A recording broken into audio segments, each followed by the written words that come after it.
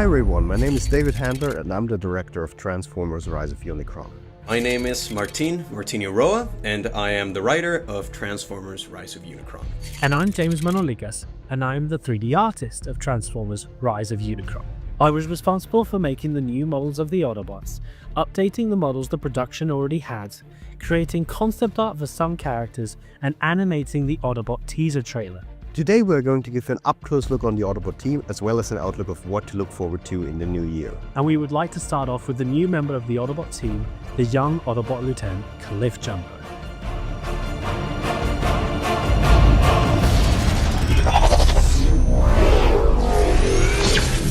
Cliffjumper in this film is a young Autobot character who has had many scarring experiences in the war for Cybertron.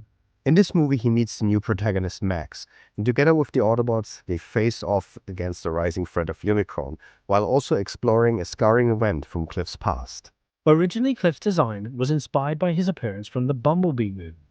When I joined the project, I requested that we take a second look at Cliff's design and revamp it. His new face takes inspiration from his Fall of Cybertron design, alongside some key design features from his 2007 toy. We wanted a young look for the character so we could have a design that could be visually newer for the general audience, as well as someone who can serve as the main conduit towards the current situation, given their inexperience. His other significant design changes are the placement of his wheels on his back, which I feel give him a unique design trait, and finally his weapon, which is very much Pacific Rim inspired. Cliffjumper takes on multiple appearances in the film.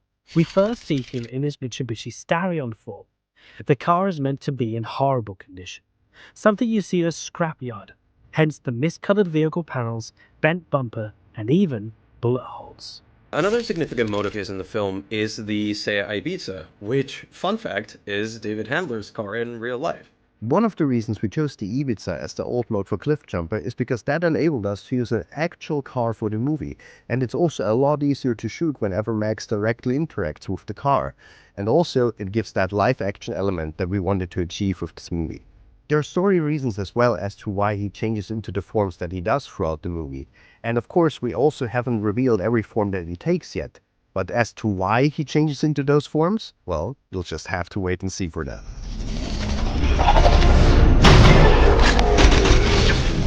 Now, as we know, Drift is meant to be the samurai of the Autobot team, trying to keep his violent ex-Decepticon tendencies at bay to better serve the preservation of freedom. Drift was actually the second robot model I made for the film. Initially when I joined the project, Laszlo had created a concept art for Drift where he turned it to the Mercedes-AMG GT Black series. It was black and had an orange vinyl down the side of the car. When James and I had talked about Drift, we had agreed that the vehicle mode would remain as the AMG given that we already had the 3D model. However, once it was time to work on Drift and create his robot mode, we discovered that the model of the AMG had been lost. And in that moment, we decided that we would go for a different look. When coming up for a new alt mode for Drift, I knew he had to be a Japanese car. There were many choices I could have gone for, but there was one particular car that I felt reflected the Drift character the best, and that was the Honda NSX, a severely underrated car, and one I feel not many people would choose if they had to redo Drift's alt mode. The curves of the vehicle blend very well with the aggressive design of the robot mode. I knew that one key difference I wanted to add to Drift was the addition of vehicle kibble onto his robot design. The main issue I always had with the Age of Extinction designs was the lack of vehicle parts on the robots. For this film, I aimed to have a lot more car parts present on all of the robots, whilst respecting the original designs. Drift was also that Kickstarter that sort of changed our philosophy when it came to how we approached modeling the different characters. Because earlier on we just tried to replicate the designs as closely as we could, but now we really took a step back and had a look at what we could maybe change with the model or what we couldn't. The biggest challenge was figuring out Drift's color scheme. Many different colors were tested on the design. He was originally meant to be orange until we finally returned to the blue, which I think suits the character perfectly. Finally, the most striking addition to Drift's updated design is his Oni-inspired battle mask, which is also a hint to his former days as the character Deadlock. This hint to his Decepticon past will not only be reflected in the design of his battle mask, but will also be explored upon in the actual film.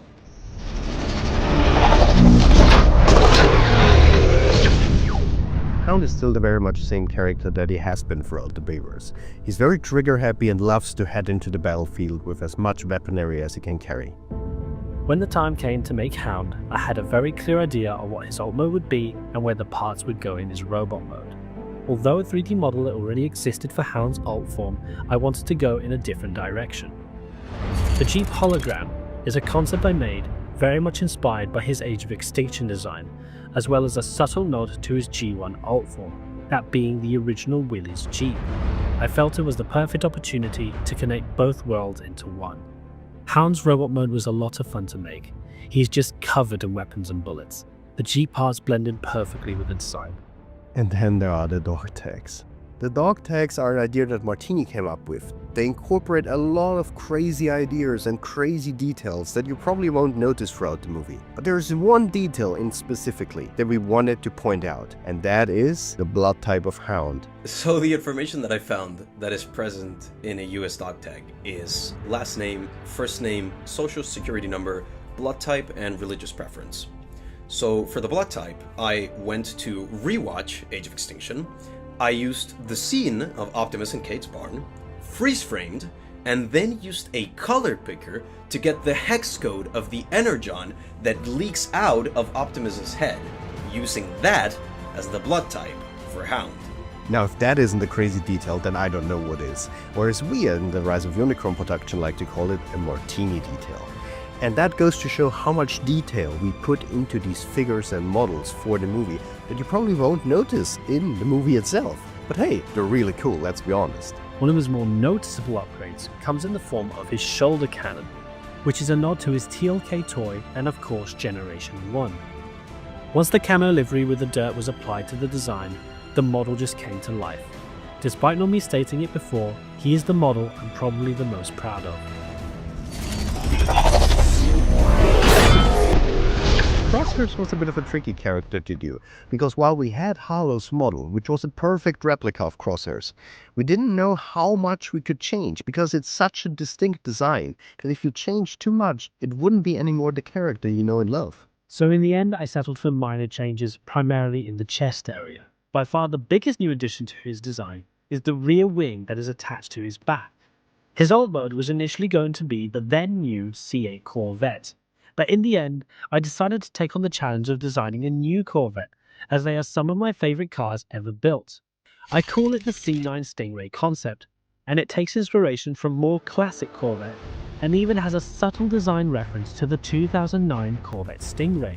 Whilst the overall look of Crosshairs may have minimal changes to his character design, his weapon arsenal is something that we experimented with quite a bit, and you'll definitely be seeing some interesting weaponry in the actual film. He may not look that different from the previous films, but we can guarantee that there's definitely plenty of love and care put into this design.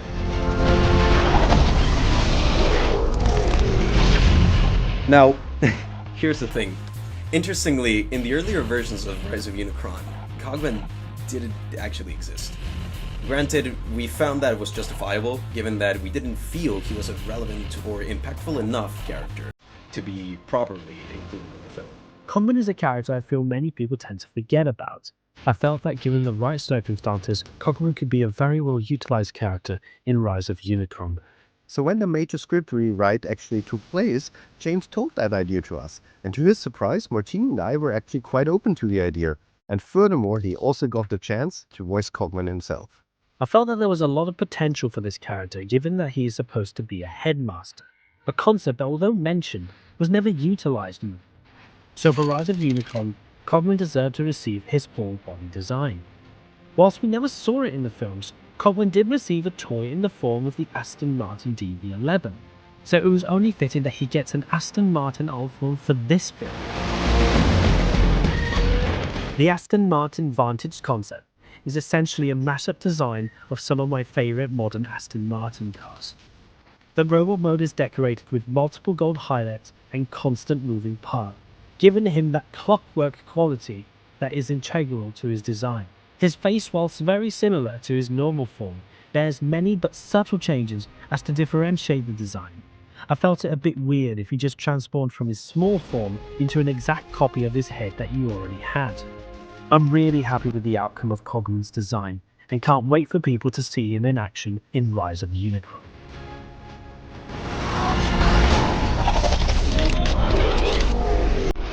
And then there's Hot Rod. Oh boy, Hot Rod. Oh, Hot Rod.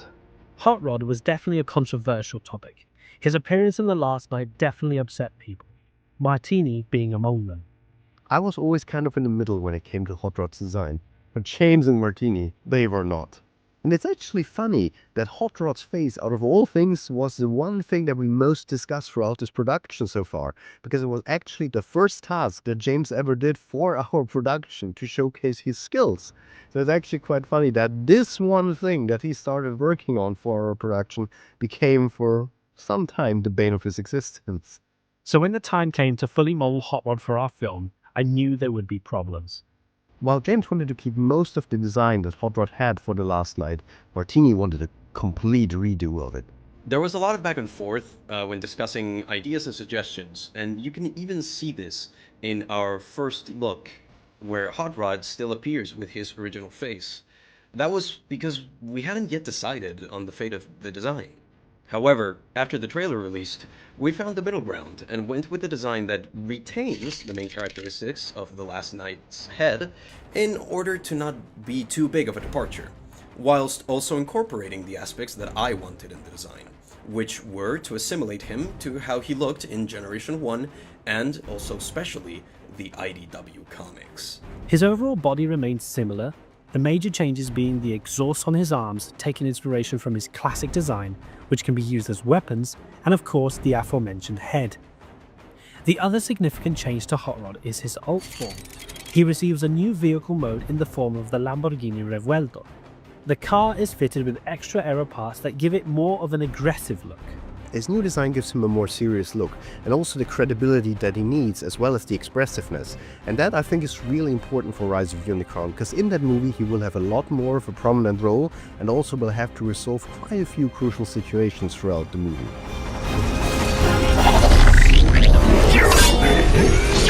There really is no Transformers film without one of its most famous characters, and that is of course Bumblebee. So for his design, we really needed to find something that would live up to the Bumblebee name. Designing a new Ultimate for Bee was my first task given to me upon joining the project. This was the design I came up with for Bee's new Camaro. Later on, I modeled the car and created a short animation presenting the new alt mode. The new Camaro is bulkier and more robust, incorporating my favorite design features from all types of Camaro cars. His robot mode, initially made by Harlow, received minimal changes, mostly involving switching out the old car parts with the new ones. One major change I did make was his brand new battle mask, a design very much inspired from Age of Extinction, whilst trying to give it that snap that we've come to know from Bumblebee's masks.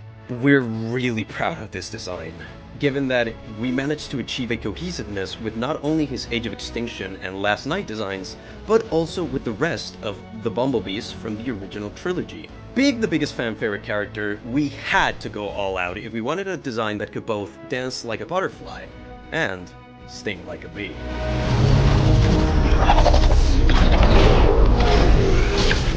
Last but not least is the leader of the Autobots, Optimus Prime. With Optimus, we wanted something similar to what we did with Bumblebee, so the idea was to make a design that remains similar to The Last Night, while adding back that original Optimus flavor from the first 3 films. Although a model existed for Optimus, I had to make a lot of changes to it, so I reworked the entire face to be as accurate as possible to the films, whilst trying to incorporate new elements in order to differentiate the design from the previous 2 films. And then to link those aforementioned 2 films with the other 3 from the franchise, a little bit of orange was included in his colour scheme as a callback to said designs. His Western Star Trek mode was an unexpected joy to model. I was so used to designing and modelling sports cars, so making a truck was a breath of fresh air. I actually watched James do the whole truck from beginning to end. And let me tell you, the amount of detail and precision that James puts into these models is just incredible. And I think it are exactly these details, this love for details, that makes our models look so good and realistic as they do, especially in the Autobot Showcase trailer. Once the flames were applied, the truck just came to life and looked like it was going to transform any minute into Optimus Prime. And And that concludes the breakdown for all the main Autobot characters in Transformers Rise of Unicron. There are, of course, plenty of other Autobots in the film, some of which have been revealed already. However, there are, of course, plenty more that remain a secret. I'm now currently working really hard to get the rest of the models done for the film. We understand that it's frustrating to keep waiting, but we just want this movie to be the best it can be. We very much appreciate your support and patience. If you're new to the channel, please consider liking and subscribing in order to keep up to date with updates from the project. And be sure to check out my channel, Mononica Studios, for more automotive content and animations. Link in the description below. That is all for now. We wish you a happy holidays. And we'll see you in the new year. Until then, enjoy.